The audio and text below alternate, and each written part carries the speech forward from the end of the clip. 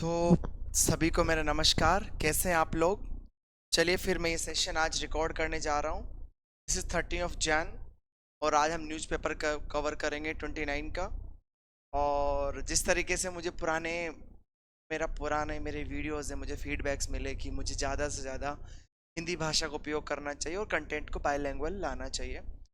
तो मैं आपको बता दूं कि यस, वी स्टार्टेड दिस। और इस वीडियो के बाद में जितने भी कंटेंट आएंगे वो सारे हम बाईलैंग्वेज लेके आएंगे। रोजाना मैं आपको 5 से 7 क्वेश्चन आपके लोकल जो बिल्कुल हिंदी के हैं, मैं हम हिंदी में डील करेंगे, साथ में उनके इंग्लिश ट्रांसलेशन भी साथ में डील करेंगे for the better understanding. Okay, we are going to start now. और he really wants to thanks Yashwant and Athak sir सहयोग के लिए। का बराबर मुझे कोऑपरेशन मिल रहा है, बराबर उनके जो पॉजिटिव फीडबैक्स हैं काफ़ी हद स्ट्रॉन्ग बना रहे हैं, उनका मार्गदर्शन मुझे हमेशा मिलता रहे, मैं ऐसी आशा करता हूँ। चलिए शुरुआत करते हैं। तो आपको बता दूं कि रात का 1:11 हुआ है, 12 मिनट हुआ है इस वीडियो को अभी रिकॉर्ड कर रहा हूँ। चलिए शुरू करते हैं। So here again I am welcome you again on our daily insight of your unveiling current affairs and general awareness। इसमें हम जानेंगे कि डे टू डे न्यूज़ में क्या चल रहा है और क्या आपके एग्जाम के रिलेटेड जानेंगे। चलिए शुरू करते हैं। First question, first news. अगर आपने सुना होगा रिसेंटली, अगर आपने न्यूज़ पढ़ी हो, आपको पता चला होगा जो आपकी आईएनएस सुमित्रा, तो हमारा एक सर्वेलेंस वेसल है जो कि सर्वेलेंस का काम करती है, ठीक है, उसको रिसेंटली तो हाईजैक करने की कोशिश या हाईजैक किया गया था। का ईरान फ्लैग एक वेसल्स था कि गुल्फ ऑफ एडन में है। देखिए मैं आपको बता दूं, गल्फ ऑफ एडन अपने आप में हमारे लिए स्ट्रेटेजिकली बहुत इम्पोर्टेंट, क्योंकि हमारे जितने भी गुड्स हैं, हमारे टोटल गुड्स का ऑलमोस्ट जो हमारे समुद्री मार्ग से आते हैं का बहुत सारा पार्ट गुल्फ ऑफ एडन से आता है। इवन इंटायर एशिया, सब कंट्रीज लाइक श्रीलंका, पाकिस्तान और nearby countries all are सब इस पे सारे के सारे गुल्फ ऑफ एडन में अटैक आईएनएस सुमित्रा को हाईजैक करने की कोशिश की गई। फिशिंग व्हीकल वेसल्स है, इस बारे में बात करें एग्जैक्टली है क्या और क्या क्या चीज़ इसमें हो। This are in news. चलिए पढ़ते हैं आगे। फर्स्ट न्यूज़ देखिए, व्हाट इज इंडिजिस एयरक्राफ्ट और एयरक्राफ्ट कैरियर। एयरक्राफ्ट कैरियर क्या होता है? सीधा अगर आपके फोटो देख पा रहे हैं तो सर ऐसे वाले जो व्हीकल है जिसे हम जनरली जहाज कहते हैं, हम इसे बोलेंगे एयरक्राफ्ट कैरियर।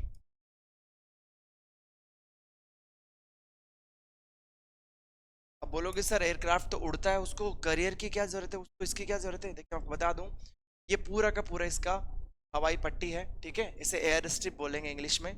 यहाँ पर इसके अंदर भी इस 3-4 मंजिल ऐसा बना रहता है जिसके अंदर बहुत सारे एरोप्लेन खड़े रहते हैं या एरोप्लेन रहते हैं।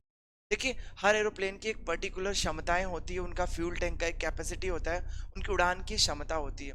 तो उनको स्टे करने, रिफ्यूल करने और एक जगह से दूसरी जगह लेकर जाने में इस एयरक्राफ्ट करियर का बहुत सारा योगदान रहता है, ठीक है। इसके अंदर ये बहुत सारी इनकी क्षमता के अनुसार, जैसे कि 50-60 कितने भी एयरक्राफ्ट इसके अंदर वो रख सकते हैं और वो इसके अंदर इसके ऊपर लैंड कर सकते हैं या उड़ान भर सकते हैं, या ऐसा आपका एयरक्राफ्ट कैरियर होता है, ये आपको ध्यान रखना है।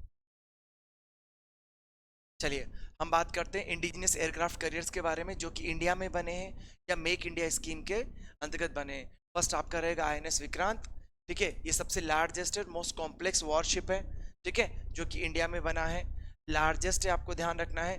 मिलिट्री कैरियर है, मिलिट्री के व्हीकल्स को लेके जाने और मिलिट्री के जितने भी एयरक्राफ्ट्स हैं जो जितने उनको लेके जाने का काम ये करता है। इसमें टेक ऑफ और लैंड का फैसिलिटीज ऑलरेडी टोल्ड यू, आपको ध्यान। कम टू द नेक्स्ट, हम बात करते हैं INS Vikramaditya, very famous name if heard of it. Vikramaditya was the king in the present of MP, ठीक है, उसी के नाम से का बना गया। विक्रमादित्य बहुत बहादुर थे, उनके नाम से का नाम रखा है। ये सबसे इंडिया का सबसे लार्जेस्ट शिप है और ये वॉरशिप है जो कि हमने रशिया से लिया है। Is now डीकमीशनड। डीकमीशन मतलब एक समय के बाद में जो Indian army stop using that particular vehicle और उसको डीकमीशन्ड कर देते हैं। डीकमीशन मतलब सेवा से बाहर करना, बाहर कर देते हैं, क्योंकि फिर वो यूज के लायक नहीं रहता, बाद में फिर उसे आप स्क्रैप में बेच दो, तो बहुत सारे अलग अलग चीजें इसमें होती हैं। तो ये भी डीकमीशन्ड है, ठीक है। कीयू क्लास सबमरीन है। देखिए कीयू अगर हम बात करें, कीयू जो है यूक्रेन का कैपिटल है, आपको ध्यान रखना है, ठीक है। यहाँ पे कीव क्लास एयरक्राफ्ट सबमरीन है और ये 2013 में कमीशन में आई थी, जो कि अभी डीकमीशन्ड है, आपको ये याद रखना। आईएनएस विक्रमादित्य, इंडियन आईएनएस मतलब Indian naval services. Come to next, हम बात करते हैं, ठीक है, आईएनएस सुमित्रा की, जो कि अभी वो हाउदी अटैक में पकड़ा गया। व्हाट एग्जैक्टली इट इज, मतलब जिसको ऊपर जिसको हाईजेक करने की कोशिश की गई। सॉरी मैं हिंदी इंग्लिश में थोड़ा कंफ्यूज हो रहा हूँ, और आई एम ट्राइंग कि मैं अधिकतर शब्दों का हिंदी में ही उपयोग कर सकूं। प्लीज आप मेरे साथ बने रहिए। बात करते हैं आईएनएस सुमित्रा की, बात करते हैं, ठीक है। This the fourth last Saryu class patrol vessel submarine है। देखिए सबमरीन दो टाइप की होती है, पेट्रोल क्लास, इसमें आपका पेट्रोल सबमरीन, जनरली आपके पेट्रोल सबमरीन है। पेट्रोल मतलब हम बोल सकते हैं जैसे कि आपका ये एक ऑफशोर है, आपका एक पर्टिकुलर किनारा है। आपको बताऊं, जैसे कि मान लो कि आपका ये अरेबियन सी है, ठीक है। उस अरेबियन सी के आसपास इस एरिया में, और यहाँ पे आपका इंटरनेशनल बॉर्डर है, ठीक है, लाइक इस माइल्स, नॉटिकल माइल्स, यहाँ पे आपका बॉर्डर है। यहाँ पर देर मे बी चांसेस कि यहाँ से बाहर से इंसर्जेंसी हो सकती है। If you know very famous 9/11 attack on Mumbai Taj hotel,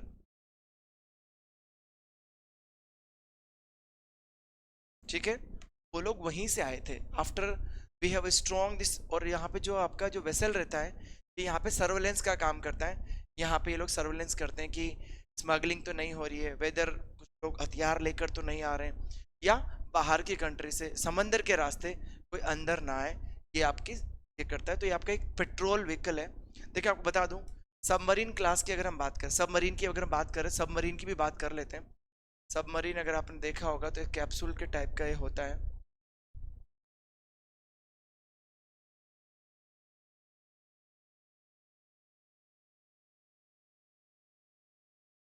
ठीक है। ऐसा सबमरीन, ऐसा आपने देखा होगा जमीन के नीचे रहती है। सबमरीन के दो तीन टाइप हैं अभी। एक होता है आपका न्यूक्लियर सबमरीन, जो कि न्यूक्लियर पावर जनरेटेड रहती है। दूसरा आपका होता है डीजल सबमरीन, जो कि आपके डीजल इंजन पे चलती है। मैं आपको बता दूं, जो डीजल पावर्ड सबमरीन रहती है, इसका जो हाइडिंग कैपेसिटी है, मतलब जमीन के नीचे रखने की क्षमता कम है, और न्यूक्लियर उसको बोलते हैं स्टेल्थ कैपेसिटी। जमीन के अंदर वो कितने, मतलब वो समंदर के अंदर कितनी देर तक रह सकती है। डीजल पावर सबमरीन को इट्स रिक्वायर ऑक्सीजन, ठीक है, टू स्टे इन, और एनर्जी के लिए। तो इसको ये इंजन, ये डीजल इंजन से जनरेटेड है, इंजन इसमें रहता है। इसके लिए उसे समंदर पे आना ही पड़ता है, मतलब सतह पर आना ही पड़ता है, जिससे कि इसकी जो स्टेल्थ कैपेसिटी होती है, छिपने की क्षमता, गहराइयों में छिपने की क्षमता कम रहती है। जबकि न्यूक्लियर पावर्ड सबमरीन है, न्यूक्लियर जो सबमरीन है, उसकी क्षमताएं बहुत ज़्यादा होती है, बहुत टाइम तक ज़मीन के नीचे स्टे कर सकती है, ठीक है। ये आपको मैंने समझाने के पर्पज से बताया। दो टाइप की सबमरीन होती है, और जो आपकी आईएनएस सुमित्रा है वो आपकी पेट्रोल वेसल्स है, मतलब पेट्रोल या वो उसको आसपास के एरिया को निगरानी करने का काम करती है, निगरानी करने का काम वो करती है, ठीक है। इसमें और हम बात कर लेते कुछ और चीज़ों के बारे में। कहाँ गया now, two three things more, ठीक है। इंडियन नेवी का सबमरीन है, इंडिजीनियस डिजाइन है, घरेलू डिजाइन है, घर पे मतलब इंडिया में बनाया गया है। Constructed by the Goa shipyard limited, please याद रखिएगा, गोवा शिपयार्ड लिमिटेड ने इसको बनाया था, ठीक है। और बेस्ड इन, और कमीशन 2014 में हुई थी, based in the Chennai, current in eastern naval command में आता है। We have fourth command eastern command, हमारे पास दो तीन commands, eastern naval command, western naval command, west east naval commands. अलग अलग जो आर्मी के जो एरियाज हैं, उनको अलग अलग, उनको एडमिनिस्ट्रेटिव कैपेसिटी के लिए अलग अलग भागों में बांटा गया है, ठीक है। तो आपको कहीं ना कहीं पे वो ध्यान रखना है। प्राइमरी रोल हमने बता ही लिया, सर्वेलेंस एक्टिविटीज का काम करती है, निगरानी करने का मैंने आपको बता दिया। और आपका एक्सक्लूसिव इकोनॉमिक जोन में ये निगरानी करने का काम करती है। एक्सक्लूसिव इकोनॉमिक जोन क्या होता है, मैं आपको भी आगे एक्सप्लेन करूंगा, प्लीज मेरे साथ बने रहिए। चलिए और ऑफशोर सिक्योरिटी की बात करती है, और स्कॉट ऑपरेशंस, स्कॉट ऑपरेशन मतलब किसी को लेकर जाना, किसी को छोड़ना, आपके स्कॉट ऑपरेशंस में आता है। नेक्स्ट, ये आपको मैं बता चुका हूँ। कम टू द नेक्स्ट, अब हम INS विक्रमादित्य जो भी डिकमीशनड हो गया है उसकी बात कर लेते हैं। 1961 में कमीशन इन इंडियन आर्मी। 1997 याद रखिएगा, this can be the probable question in your exam. ये क्वेश्चन हो सकता है कि INS विक्रमादित्य कब आया आर्मी में, कब नेवी में आया। इन 1961 इट्स कमीशनड, और कब डिकमीशनड हुआ 1997, बाद में उसको स्क्रैप में बेच दिया गया है। ठीक है भैया, बेच दिया गया। यूनाइटेड किंगडम से हमने खरीदा था, हमारा इंडिजियस नहीं था, जो purchase from United kingdom. 1971 war में हमने पाकिस्तान के अगेंस्ट से यूज किया था, ये आपको ध्यान रखना है, और पर चलाया नहीं था। That lead the birth of Bangladesh, आपको ध्यान रखना है। 1971 पाक एंड बांग्लादेश, ठीक है, वार वेयर इंडिया सपोर्टेड बांग्लादेश, और उसके बाद में बांग्लादेश बना। If you know the this सेना नेम, क्या मृत्युवाहिनी, क्या बोलते हैं, मृत्युवाहिनी सेना, नेम ऑफ एन आर्मी, ठीक है, ब्रोकन डाउन इन मुंबई, और अभी ये मुंबई में इसको ब्रोकन डाउन करके वहाँ पे स्क्रैप में बेच दिया गया है। अभी ये म्यूजियम बन गया है, यहाँ पे लोग घूमने जाते हैं, ठीक है, इसका टिकट लगता है। लोग, I myself visited there once. चलिए आगे बढ़ते हैं। आपके सामने INS विक्रांत की हम बात करते हैं, तो ये आपका फर्स्ट AC सबमरीन था, ठीक है, आर्म्ड नेम्ड सबमरीन था, कोचिंग शिपयार्ड में बिल्ट हुआ है, ठीक है, और अभी ये ट्रायल्स में चल रहा है। INS विक्रांत आपका अभी जो फ्रेश बन रहा है, पुराना नहीं, नया वाला इंडिजीनियस है, यही बन रहा है, अभी अंडर सी ट्रायल चल रहा है। सी ट्रायल के बाद में इसको 2023 में कमीशन किया जाना था, किया गया नहीं किया गया, अभी इंफॉर्मेशन इस बारे में, ठीक है। State of art career, state of art career मतलब रहता है सारे के सारे जो वेपन्स हैं, इक्विपमेंट्स हैं, वो सारे उसमें लगे रहते हैं, weapons for the fire. State of art equipment, state of art और state of war, the both are almost the similar things. Come to the next, INS Vikrant बात कोचिंग शिपयार्ड में बना है, ये मैं आपको बता चुका हूँ, ठीक है, अंडरगोइंग सी ट्रायल मैं आपको बोल। कम टू द नेक्स्ट, अब हम बात करते हैं UN क्लोज के बारे में। इसको हम लोग लॉ ऑफ सी भी बोलते हैं, समंदर के नियम भी हम इसे बोलते हैं, या इंटरनेशनल रूल्स। देखिए हमारे पास में, मान लो मैं आपको एग्जांपल दूं, ये आपका अरेबियन सी है, ये पूरा आपका अरेबियन सी है, ठीक है, अरेबियन सी, या हम यहाँ पे बात करें इधर में आपका ये इंडियन ओशियन रीजन हो गया, इंडियन ओशियन रीजन, ये आपका रहेगा हिंद महासागर, हिंदी में बोले सॉरी, हिंद महासागर क्षेत्र। तो देखिए यहाँ पे अलग अलग कंट्री, जैसे कि अगर हम इंडिया के नक्शे की बात करूँ, यहाँ पे आपका श्रीलंका हो गया, श्रीलंका, ठीक है, यहाँ पे थोड़ा सा इधर आने के बाद बाकी कंट्रीज हो गई, जैसे कि आपका ये नीचे यहाँ पे ऑस्ट्रेलिया जैसी कंट्रीज हो गई। यहाँ पे आपका अगर गुजरात का ये एरिया बात करूँ, इसको इंडिया मानो, यहाँ पे आपका वेस्टर्न क्रीक हो गया, और यहाँ पे आपका कुछ पार्ट पाकिस्तान का हो गया, यहाँ पे गुजरात का आपका जूनागढ़ वेस्टर्न क्रीक पार्ट हो गया, यहाँ पे आपका समंदर है। देखिए सो हाउ द, इनकी बाउंड्रीज कैसे डिसाइडेड है, कितना पानी कौन इस्तेमाल करेगा, किसके खनिज कौन रखेगा, इन सब के लिए UN क्लोज मतलब जो सी लॉज है, या समंदर के जो नियम है, ठीक है, सी लॉज उनको बोलते हैं। UN क्लोज हम सी लॉज भी बोलते हैं, उसमें दो कंट्रीज और बहुत सारी कंट्रीज मिलके डिसाइड करती है कि कितना पार्ट कौन यूज करेगा, इंटरनेशनल वाटर कैसे रहेगा, उसको किस किस लिए यूज किया जाना है, वो सब आपके UN क्लोज में आता है। मैं आपको दोबारा एक बार एक्सप्लेन करता हूं कैसे।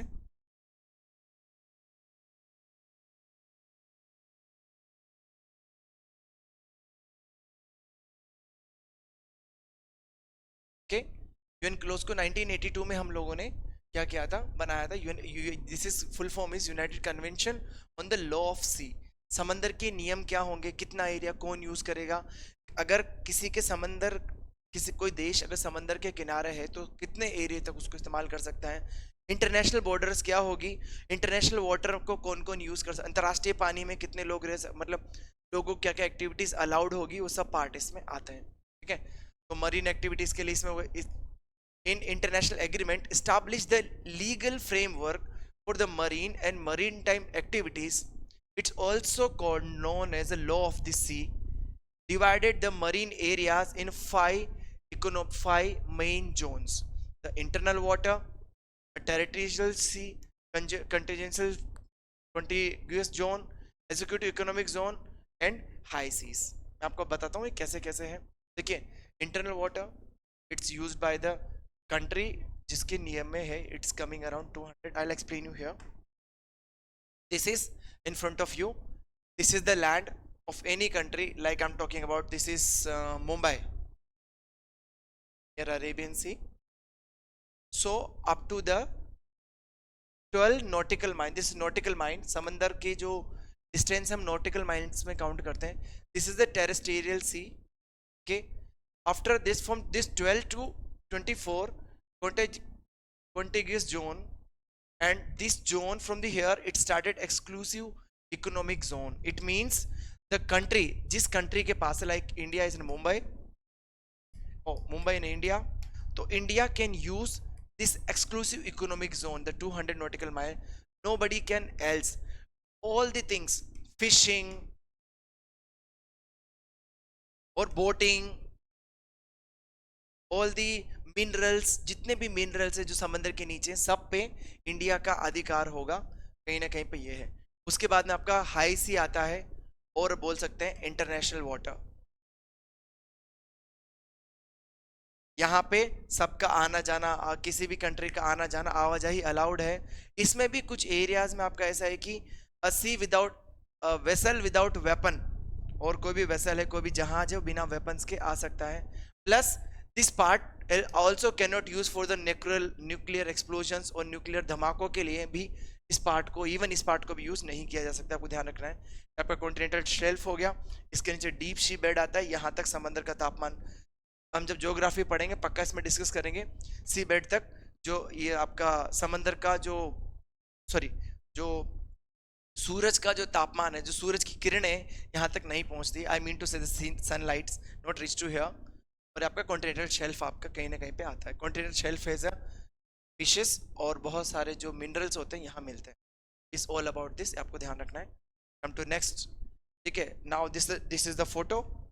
This is about the Yemen Houthi rebels. ठीक है, वो Houthi rebels are very famous these days. What is it is? This is an terrorist organization. Will study about it again. Let me tell you. This is the Houthi rebel insurgency map. Insurgency मतलब होता है घुसपैठना, घुसपैठ करना, घुसना. ठीक है, जैसे कि बांग्लादेश से हमारे यहाँ घुसपैठ होती है, या पाकिस्तान से इंडिया में घुसपैठ होती है, या चाइना से. वो हाउदी अरब के इंसर्जेंसी एरिया है. This is your Saudi Arabia.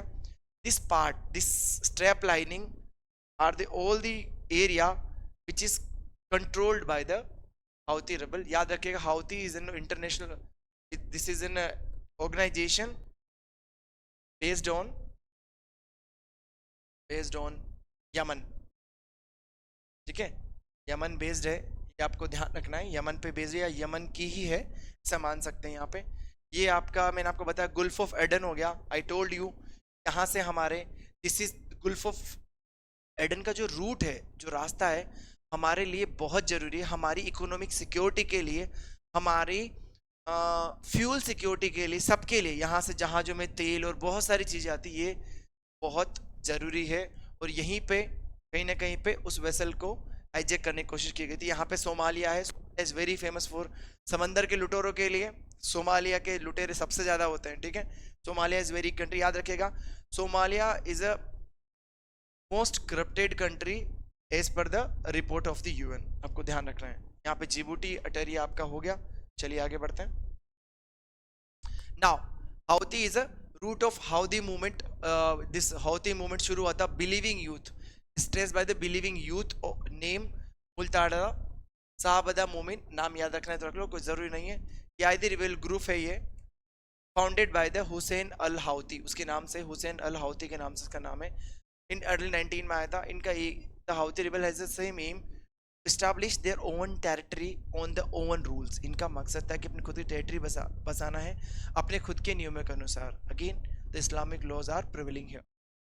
Come to the next. याद रखना है, what is the Indian operation in 1920. ये थोड़ा सा आपके लिए जरूरी है. ऑपरेशन राहत started by the India. Again, this is a disaster and this is humanity relief operation. मतलब वहां पे हमने बहुत सारी मदद पहुंचाई थी। रिलीफ और राहत कार्य का ये ऑपरेशन था, जिसमें कि हमने 4000 इंडियंस को यमन से निकाला था 2015 में। आपको ध्यान रखना है, उनको फूड और मेडिकेशन प्रोवाइड करना, यमन को हम प्रोवाइड कर रहे हैं उस टाइम से, और एजुकेशन और ये सब करके हम जनरली करते हैं। हाँ, नंबर ऑफ इंडियन यमतीज हैं, बहुत सारे वहाँ के यमती, यमन से जो लोग हैं हमारे यहाँ पे स्टडीज कर रहे हैं, हमारे यहाँ के बहुत सारे लोग वहाँ वर्किंग है। ओके, ध्यान रखना है। Come to the next point, Election Commission का एक न्यूज़ है। इलेक्शन कमीशन राज्यसभा के इलेक्शंस के लिए, तो हम आज डिस्कस करेंगे what is Election Commission, what is the role of Election Commission, क्या होता है, हम इसके बारे में पढ़ाई करेंगे। ठीक है, इलेक्शन कमीशन का क्या है, इसके अगर हम रोल की बात करें, इलेक्शन कमीशन मतलब निर्वाचन आयोग, निर्वाचन आयोग। ठीक है, निर्वाचन आयोग का संगठन क्या है, ये कैसे कार्य करता है, ये कैसे बना, हम सब आज एक ही लेक्चर में पढ़ेंगे। ऐसा पढ़ेंगे कि फिर आपका कोई भी क्वेश्चन निर्वाचन आयोग से जो संबंधित है वो गलत नहीं होगा। चलिए बात करते हैं निर्वाचन आयोग। ये निर्वाचन आयोग के वो हैं, फंक्शन है या कार्य है, कॉन्स्टिट्यूशन का डिवीजन करना, वोटर लिस्ट को अपडेट करना, इलेक्शन की जो डेट है उसको नोटिफाई करना, ठीक है, और वोटर लिस्ट को अपडेट करके रखना, इलेक्शन के रिजल्ट घोषित करना, ठीक है, चुनाव में कितना खर्च करना है, उसका पॉलिटिकल पार्टी पर ब्लेम लगाना या फिर एक्सपेंसेस को नोट करना, कोड ऑफ कंडक्ट इशू करना, ठीक है, और नॉमिनी पेपर, जो लोग नॉमिनी फाइल करते हैं जिनको इलेक्शन में खड़ा होना है, उनका पेपर को स्क्रूटनाइज करना, और इलेक्शन रिलेटेड जितने भी डिस्प्यूट हैं, जितनी भी लड़ाइयाँ इलेक्शन से रिलेटेड है, उनको सॉल्व करना आपके इलेक्शन कमीशन का है। यहाँ पे इन द फर्स्ट एक स्लाइड में आपका सारे इलेक्शन कमीशन के कार्य हैं वो कवर हो चुके हैं। होप आपको समझ में आया होगा। बढ़ते हैं अगले क्वेश्चन की ओर। इलेक्शन कमीशन के बारे में बात कर लेते हैं। ठीक है, ये आपकी कॉन्स्टिट्यूशनल बॉडी है, याद रखना है, ऑटोनॉमस कॉन्स्टिट्यूशनल बॉडी है। स्टैब्लिश कब हुई थी? ऑन 25 ऑफ जनवरी को स्टैब्लिश हुई थी। इसी को हम वोटर डेज के रूप में मनाते हैं। ठीक है, voter day, national voter day के रूप में मनाते हैं 25 जनवरी को, क्योंकि ये उस दिन अपना निर्वाचन आयोग बना था। इसका हेडक्वार्टर न्यू दिल्ली में। ध्यान रखना है, ये लोकसभा के इलेक्शन, राज्यसभा के election, state legislative election, assemblies election, ये सब ये करता है। बट याद रखेगा, पंचायती राज के जो इलेक्शन है वो आपका राज्य निर्वाचन आयोग करेगा, ये नहीं करेगा, वो अलग है, ये अलग है। आगे की बात कर लेते हैं। ठीक है, ये आपने बता दिया, स्टेट जो पंचायत के चुनाव है उसको स्टेट कमीशन करेगा, ये नहीं करेगा। कम टू द नेक्स्ट, कुछ कुछ आर्टिकल्स हैं, याद रखिएगा, जैसे कि आपका आर्टिकल 324 से लेकर 329 है, वो इलेक्शन कमीशन की बात करता है। इसमें आपका 324 में इसका डेफिनेशन है कि जो इलेक्शन को सुपरटेंड करना, कंट्रोल करना, डायरेक्ट करना, सबके जिम्मेदारी इलेक्शन कमीशन की होगी। 125 क्या बोलता है कि कोई भी पर्सन किसी भी रेस्ट, कास्ट, जेंडर, सेक्स के बेसिस पे इलेक्शन में खड़े होने या वोट देने के लिए बाहर नहीं किया जाएगा। याद रखिएगा, आपके जाति, धर्म, समाज, क्रीड, कास्ट, नीति, किसी के आधार पर उसको ये नहीं किया जाएगा, ये करता है। तो 26 आपका house of election suffrage, universal adult suffrage की बात करता है। 327 आपका प्रोविजन बात करेगा लेजिस्लेटर के बारे में, और 329 आपका बार इंटरफेरेंस ऑफ द काउंसिल के बारे में बात करेगा। ये आपको ध्यान रखना है। कोई चीज आपको ध्यान रखनी for the one day exam, election commission 324 से लेकर 329 तक होता है। आर्टिकल आपका 15 रहेगा, मैं यहाँ लिख देता हूँ, 324 से लेकर 329 पार्ट 15 ये बिलोंग करता है निर्वाचन आयोग से।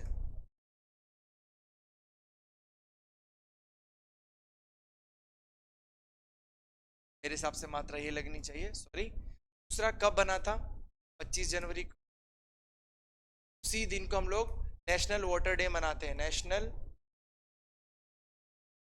Voters day. इलेक्शन के लिए कितना, इलेक्शन के लिए वोट करने के लिए एज है 18 ईयर्स, आपको ध्यान रखना है। आपके जाति, धर्म, समाज, आपके रहने के स्थान, मतलब अगर आप इंडिया के निवासी हैं उसके आधार पर आपको कोई भी वोट देने से या जो इलेक्शन में खड़े होने से कोई नहीं रोक सकता है। ठीक है, to get appointed elected, fine. Sorry,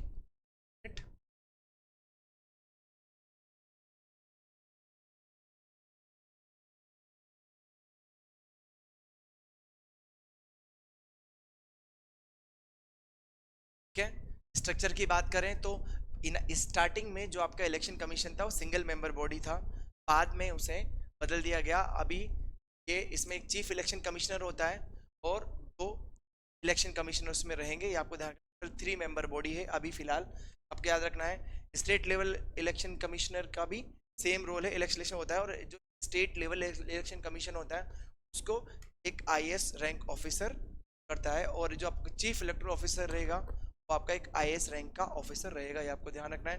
multi member body है 1989 में, उसके बाद में मल्टी मेंबर बॉडी बना दिया गया।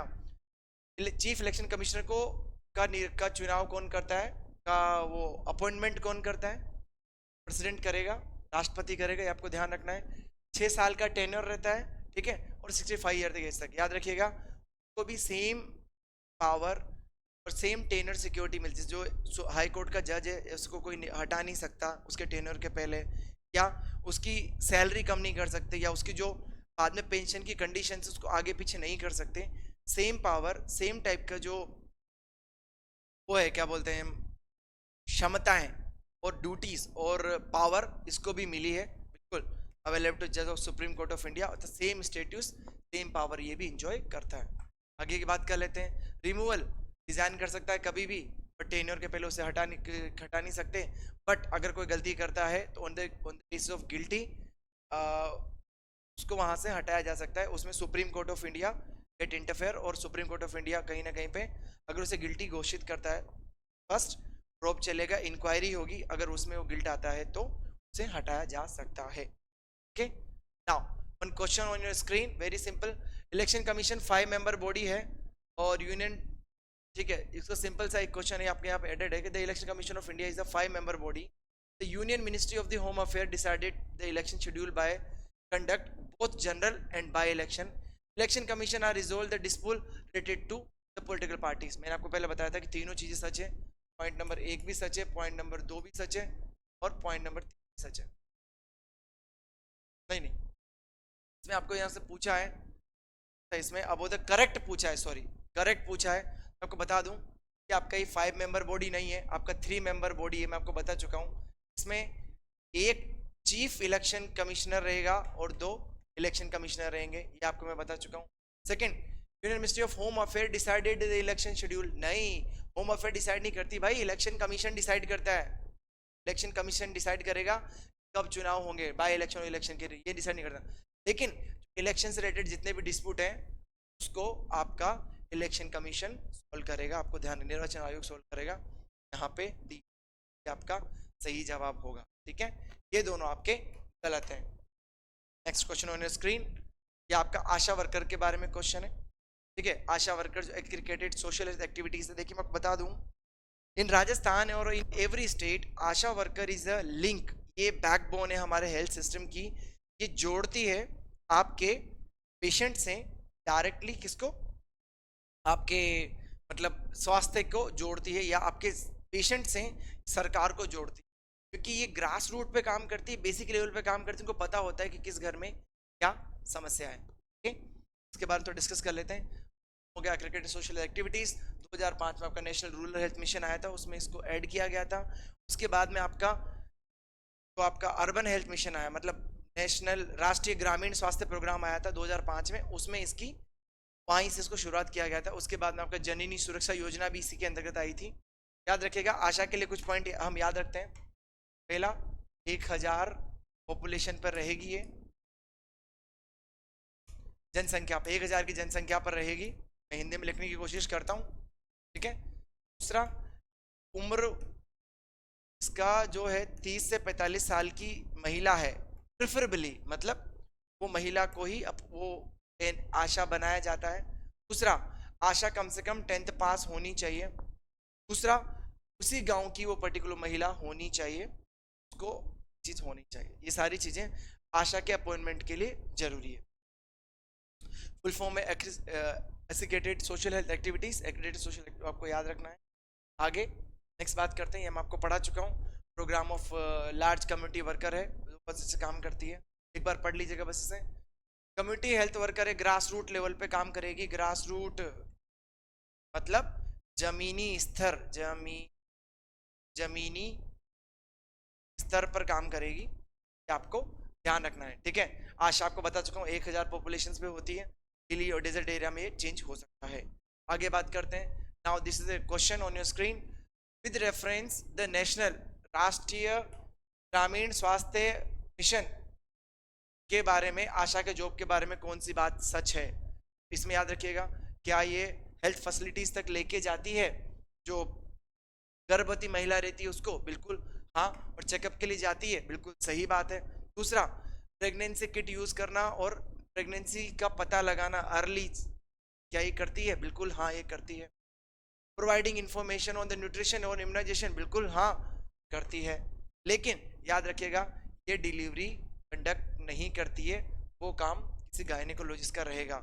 यहाँ पे 1, 2 और 3 सही है, आपका यह राइट आंसर यहाँ पे ए जाएगा, आपको ध्यान रखना है। Hope this is clear to you. Come to the next question on screen. ये आपका है एमएसपी के बारे में। इसको बोलते हैं न्यूनतम समर्थन मूल्य, बहुत न्यूनतम समर्थन मूल्य और मिनिमम सपोर्ट प्राइस, जो कि किसी किसान को फसल लगाने के लिए या किसी फसल के पहले ही डिसाइड किया जाता है। एग्जैक्टली होता है कैसे, मैं आपको बता रहा हूँ। कम समर्थन मूल्य, देखिए मेरी मेरी मेरी हैंडराइटिंग के लिए मुझे थोड़ा क्षमा करें, मैं कोशिश करूंगा कि इसको धीरे धीरे इंप्रूव कर पाऊँ। लेकिन न्यूनतम समर्थन मूल्य क्या है कि सरकार द्वारा निर्धारित किया जाता है, वो भी फसल को बोने के पहले। इसमें सरकार 2-3 काम करती है। सरकार चाहती है कि कौन सी फसल को बढ़ावा दे, वो डिसाइड कर सकती है, क्योंकि उसका न्यूनतम समर्थन मूल्य ज़्यादा रखेगी तो वो फसल ज़्यादा बोई जाए, ठीक है। दूसरा, सरकार किस फसल को कम बोआना चाहती है वो डिसाइड कर सकती है। प्लस सरकार किसका स्टोरेज करना है, कौन सी फसल खरीदनी है, या कौन सी फसल सरकार पर ज़्यादा सरप्लस में रखी है, एक्स्ट्रा रखी है, तो उस फसल को बढ़ावा ना देकर किसी और फसल को बढ़ावा दिया जाए, ठीक है।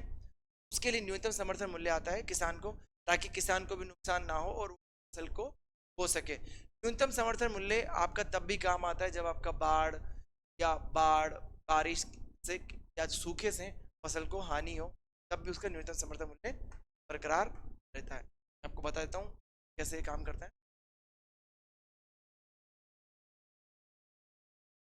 बात करते हैं, ठीक है। What is minimum support price? वही क्या है कि गारंटीड अमाउंट पेड। मैंने बता दिया कि सरकार वादा करते हैं कि हम इतना अमाउंट आपको देंगे, सही है, इस भाव से हम खरीदेंगे। वो भी कब? प्रोडक्शन से, मतलब बीज बोने के पहले, आपको ध्यान रखना है। कौन रिकमेंड करता है? रिकमेंडेशन कौन करता है? Commission of agriculture and cost price, CACP आपको करता है, जो कि बहुत सारे फैक्टर को देखता है। प्रोडक्शन डिमांड, में आपको बता चुका, प्रोडक्शन कितना रखना है, डिमांड कितनी रखनी है, सप्लाई कितने हिसाब से डिसाइड करता है, और मार्केट प्राइस के हिसाब से डिसाइड करता है। तो आपका ये आपका commission for the agriculture cost and price, ये आपका मिनिस्ट्री के अंडर आता है। एग्रीकल्चर मिनिस्ट्री के अंदर एक अटैच ऑफिस है, आप ध्यान रखना, जो 65 में बना, ओके। कैबिनेट कपड़े इकोनॉमिक अफेयर की बात करें, अब कौन उसको हेडेड करता है? उसको हेड करेगा प्राइम मिनिस्टर, ऑफिस से हेड होती है, but final decision prime minister इसमें लेता है, head by the prime minister, ये आपको ध्यान रखना है। दूसरा, आपका जो टोटल 22 जो फसल है, याद रखना है, इसके ऊपर MSP मिलता है। लेकिन जो एक आपका शुगर केन है, उसके ऊपर आपको मिलेगा fair and remunerative price, FRP उस पर मिलता है, आपको ध्यान रखना है। शुगर केन आपका न्यूनतम समर्थन मूल्य में नहीं आता है, ध्यान रखना है। दूसरा, 2 चीजें, 14 इसमें टोटल जो कवर्ड है, 14 क्रॉप ऑफ खरीफ की फसलें कवर्ड है, ठीक है, 6 राबी की कवर्ड है, और 2 अदर कवर्ड है, टोटल 22 कवर्ड। आपको 2 कमर्शियल है, आपको ध्यान। कम टू द नेक्स्ट, आपका एक क्वेश्चन आ गया, ये मैं आपको I am giving you as assignment, इसके बारे में आपको बताना है। इसको यहाँ हाइड कर दे रहा हूँ। If you know the answer please let me know in comment section, इस बारे में डील कर लेंगे। और next question on screen, this is, if you recognise this photo, this is Charminar, ये हैदराबाद में है, और कुली अहमद शाह, चलिए बात कर लेते एक बार। सुल्तान मोहम्मद कुली कुतुब शाह ने 1591 में बनाया था, उनकी वाइफ भगमती की याद में। ऐसा भी कहते हैं कि वहां पे एंडेमिक जो फैला था उसके बाद में इसको बनाया, सब प्लेग जो एंडेमिक प्लेग फैला था चूहों से, उससे निपटने के बाद में इसको जनरली बनाया गया था, उस इरा में उसकी याद में बनाया गया था। चार मीनार बैंक ऑफ मूसी रिवर पर है, हैदराबाद में है, ध्यान रखना है, ठीक है, ये आपको ध्यान रखना है। क्लियर? चलिए नेक्स्ट क्वेश्चन ऑन स्क्रीन। हम लोग अब लास्ट हमारा टॉपिक है नेशनल ह्यूमन राइट कमीशन या राष्ट्रीय मानवाधिकार आयोग। राष्ट्रीय मानव अधिकार आयोग याद रखना है, ये आपका 12 अक्टूबर 1993 को बना था, बाद में उसको 2006 में स्टैट्यूटरी बॉडी बना दिया गया। याद रखिएगा जितने भी डिसीजन देता है वो बाउंडिंग नहीं होता, वो सिर्फ एडवाइजरी नेचर रहता है। सरकार चाहे तो उसे माने, चाहे तो ना माने, लेकिन इसको जो पावर है आधी अदालत, क्वाशी जुडिशियल पावर इसको है, ये अदालत के जैसे सिविल पावर रखता है, जैसे सिविल अदालत नहीं होती अपनी, उतनी पावर ये रखता है। किसी को पनिशमेंट देने से लेके उसका एफिडेविट लेना, ये सब ये करवा सकता है। ओके, हेडक्वार्टर न्यू दिल्ली में, याद रखना है। दूसरा आपका एक राज्य मानवाधिकार आयोग भी रहता है, वो हम किसी और लेक्चर में पढ़ेंगे, ये आपका नेशनल है, ठीक है, याद रखना है। ये आपकी लाइफ लिबर्टी इक्वालिटी, ठीक है, आपकी लाइफ लिबर्टी इक्वालिटी, ठीक है, समानता, आपकी फ्रीडम, आपके अधिकारों की सुरक्षा करने के लिए ये कटिबद्ध है। कौन से अधिकार? मानव अधिकारों की सुरक्षा के लिए, ठीक है।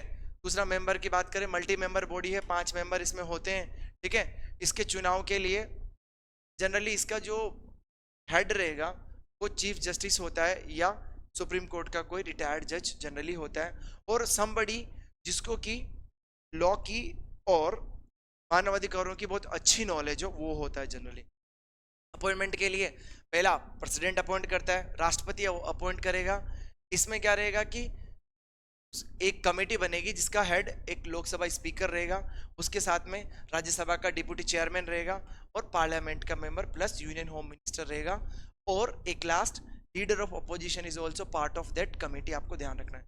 6 मेंबर कमेटी रहेगा, ठीक है, उसमें आपका लोकसभा का स्पीकर हो गया, डिप्टी चेयरमैन हो गया, राज्यसभा का लीडर हो गया, लीडर ऑफ अपोजिशन हो गया, और पार्लियामेंट और यूनियन होम मिनिस्टर इसमें रहे। Come to the next tenure, again इसका जो टेन्योर 3 ईयर का रहेगा, ओके, और 70 साल तक ये सर्व कर सकता है। रिमूवल बिल्कुल वही, प्रूव्ड मिसबिहेवियर करता है या गिल्टी या charges of corruption, in that case उसको रिमूव किया जा सकता है, ध्यान रखना है। ह्यूमन राइट डे हम हर साल 10 दिसंबर को बनाते हैं, मानव अधिकार दिवस, ये आपको ध्यान रखना है।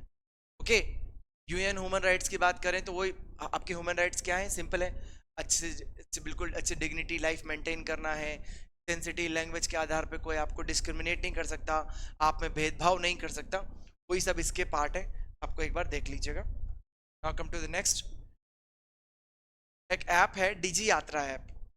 देखिए अगर आपने कभी फ्लाइट में ट्रेवल किया हो तो उस टाइम में आपको मल्टीपल सिक्योरिटी से गुजर के जाना पड़ता है। डिजी यात्रा ऐप एक ऐसी ऐप है जिसमें कि आप पहले ही अपना जो बोर्डिंग पास है, अपना टिकट वो फीड कर लो, उसके बाद में वो आपके चेहरे को, ये आपके आधार कार्ड से लिंक रहती है, उसके बाद में आपके चेहरे को स्कैन करके, कैमरा रहेगा वो हर जगह लगा, आपके चेहरे को स्कैन करके आप जहाँ जहाँ से आप निकल रहे हैं वो नोट आप वो वहाँ वहाँ पे आपको चेकआउट दिखाती जाएगी। सिक्योरिटी के पर्पज से ये बहुत अच्छी है। फायदा क्या है कि आपको ज़्यादा कहीं रुकना नहीं पड़ेगा, ज़्यादा आपको लाइन में लगने की ज़रूरत नहीं है, प्लस जो आपकी हर काउंटर पर जाने के हौच पहुँचे वो बच जाएगी, ये इसका फ़ायदा है।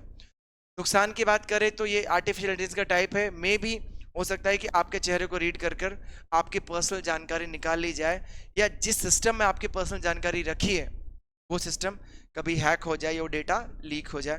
तो डिजी यात्रा एक ऐप है, ये आपके एप्पल के मोबाइल फ़ोन iOS और आपके एंड्रॉयड दोनों पर ये अवेलेबल है, आपको ये ध्यान रखना है। किसकी ऐप है ये? Ministry of civil aviation,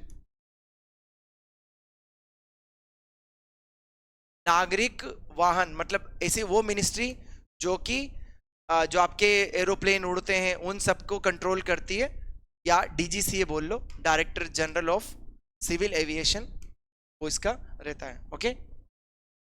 so here this is all about my lecture. Hope आपको ये लेक्चर पसंद आया होगा और आपके लिए इंफॉर्मेटिव रहा होगा। और मैंने एक पूरी कोशिश की है कि मैं हिंदी भाषा का उपयोग करूं। अगली बार जो अगला आपका लेक्चर आएगा वो बिल्कुल तैयार रहेगा, वो बिल्कुल हिंदी में आएगा और हम हिंदी इंग्लिश दोनों उसमें डील करने का प्रयास करेंगे। तो आपके बहुत सारे सपोर्ट के लिए आपका धन्यवाद। मैं आपसे उम्मीद करता हूँ ये लेक्चर आपको अच्छा लगा होगा। इसी तरह आप सपोर्ट करते रहें और फ्यूचर प्लस क्लासेस के साथ आप जुड़े रहें। याद रखिएगा फ्यूचर प्लस क्लासेस का साथ बिल्कुल आपके सिलेक्शन तक है और हम आपके सिलेक्शन तक आपके साथ बने रहेंगे। हाथ से हाथ जोड़ कर रहें, हाथ से हाथ जोड़कर हम आगे बढ़ते रहेंगे। एक और बात मैं बता दूं कि कैसे कैसे होगा, पर एक दिन जरूर होगा और हमसे ही होगा और आपसे ही होगा, आप ही करोगे। बस याद रखिएगा, एक किसी मूवी में मैंने सुना था, असली पावर दिल में होती है। Thank you so much for your time. Thank you everyone.